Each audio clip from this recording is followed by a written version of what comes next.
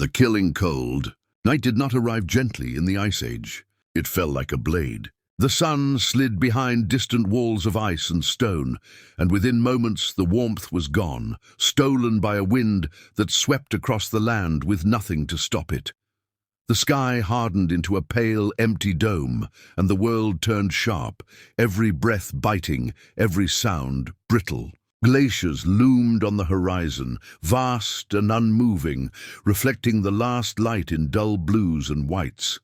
Snow stretched in all directions, broken only by frozen shrubs and the tracks of animals that had passed through earlier in the day. There was no shelter waiting here, no caves, no trees tall enough to matter. A small band of humans crossed the plain, hunched against the wind. Their clothing was layered fur and hide, stitched together with sinew and bone needles. It slowed the cold, but it did not stop it.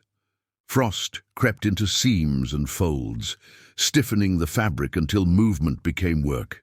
Beards and lashes glittered with ice. Noses burned, then went numb. They did not speak, talking wasted heat, talking wasted breath.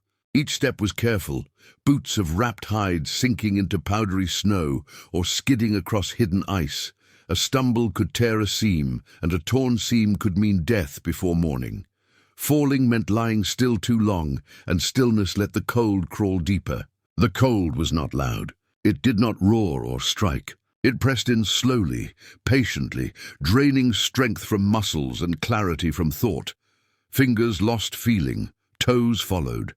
Somewhere behind the eyes, a dull fog threatened, warning them that sleep, real sleep, would kill them if they gave in too soon. They knew this cold. It had taken others before. A child lagged, steps slowing. An adult shifted closer, placing a hand on the child's back, urging them forward. Survival here was not individual. No one made it alone. Above them, the sky darkened, stars beginning to burn cold and distant. The land offered no mercy, no refuge, only open ground and falling temperature. Night in the Ice Age was not something you endured by accident. You survived it by moving, by knowing, by never forgetting that the cold was always waiting quietly for the moment you stopped fighting it. They did not search for shelter. They built it. The group stopped in a shallow dip in the land, a place where the wind slid over their heads instead of striking them full on. Even a small change in the ground could mean the difference between life and death. The leader tested the air with a raised hand, feeling how the wind moved, then nodded once. Here, work began immediately. Snow was not brushed aside, it was shaped. Hands packed it into low walls, hardening it with pressure and breath until it formed a dense barrier. Snow trapped air, and trapped air held heat. The walls rose just high enough to break the wind, curved inward to stop gusts from clawing inside. On the ground, thick layers were laid down, first dry grass carried from warmer seasons, then hides heavy with fur, then more hides atop them. No skin touched ice. Cold traveled upward fast, and they denied it that path. A fire was lit in the center. Not large, never large. Wood was rare here, hoarded and guarded. The fire fed on bone, animal fat, and bits of driftwood saved for nights like this. The flames burned low and steady, sheltered by stones stacked carefully around them. Smoke curled upward and was torn away by the wind before it could choke them. Stones were placed at the fire's edge, slowly absorbing heat. When they were ready, they were wrapped in hide and carried to where people would sleep. One stone went near the feet, another by the chest. Warmth spread slowly, precious and controlled. Nothing was wasted. Every scrap had a purpose. Every movement conserved energy. People worked in silence, breath measured, hands red and aching. Cold punished speed and hesitation alike. This was not comfort. This was engineering.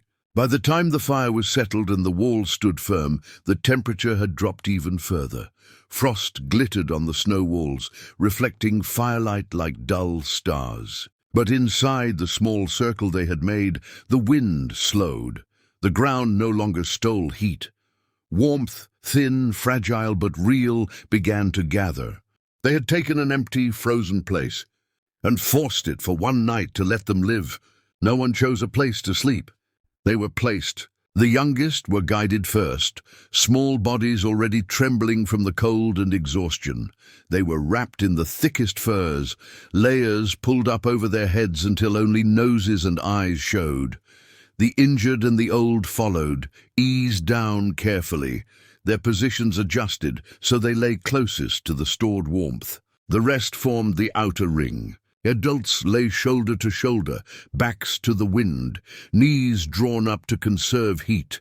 Their bodies became walls, living insulation against the cold. Spears and stone tools were set within reach, not for comfort, but because danger did not sleep, just because humans tried to. The fire crackled softly, its light low and steady. Heated stones were passed inward, tucked near feet, pressed to chests, shared when their warmth faded. When one stone cooled, another took its place. Warmth moved through the group like breath. They did not sleep deeply. Sleep came in fragments, short, shallow stretches that ended at the slightest sound or change in wind. One person remained awake at all times, feeding the fire, brushing drifting snow from the walls, listening for the scrape of paws or the cough of distant predators. When the watcher's eyes grew heavy, another took their place without words. Bodies shifted constantly, adjusting to the cold, redistributing heat. A shoulder pressed closer. A fur was pulled tighter.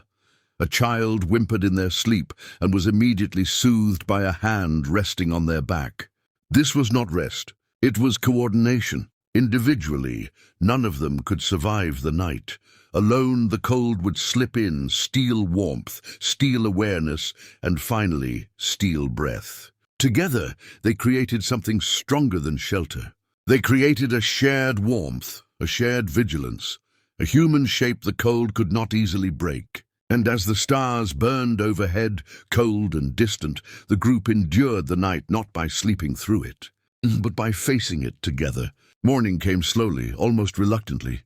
The sky lightened from black to deep blue, then to a pale grey that barely deserved to be called day. The sun rose weak and distant, its light thin and cold, offering more sight than warmth. Frost glittered across the land, turning snow and ice into a field of dull fire. The fire at the center of the shelter had burned down to embers, glowing faintly beneath a crust of ash. A final stone still held a trace of warmth, passed once more to stiff fingers before being set aside. Breath still rose from every body in thin, white clouds. They were alive. Movement returned slowly. Hands flexed, aching as feeling crept back in painful needles. Joints protested as people sat up, hides sliding from shoulders stiff with frost. Hair and beards were rimed white, eyelashes clumped together with ice. One by one they stood. No one celebrated. Survival was expected, but never taken for granted. A quick count was made, eyes moving from face to face.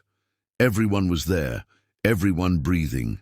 The snow walls were broken down, kicked apart so they would not trap drifting snow for the next storm.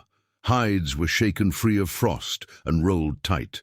Stones were gathered, fire remains scattered so nothing valuable was left behind. Predators watched from afar, curious but cautious. The humans had not been easy prey in the night. The group turned toward the rising sun and began to walk. They moved slowly at first, muscles stiff, bodies tired, but strength returned with motion.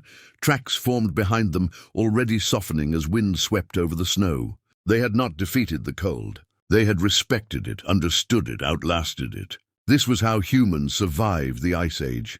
Not by overpowering the world, but by adapting to it, by sharing warmth, by watching over one another, by turning knowledge into life, night after night. And as the pale sun climbed higher over the frozen land, the humans walked on, cold, exhausted and alive.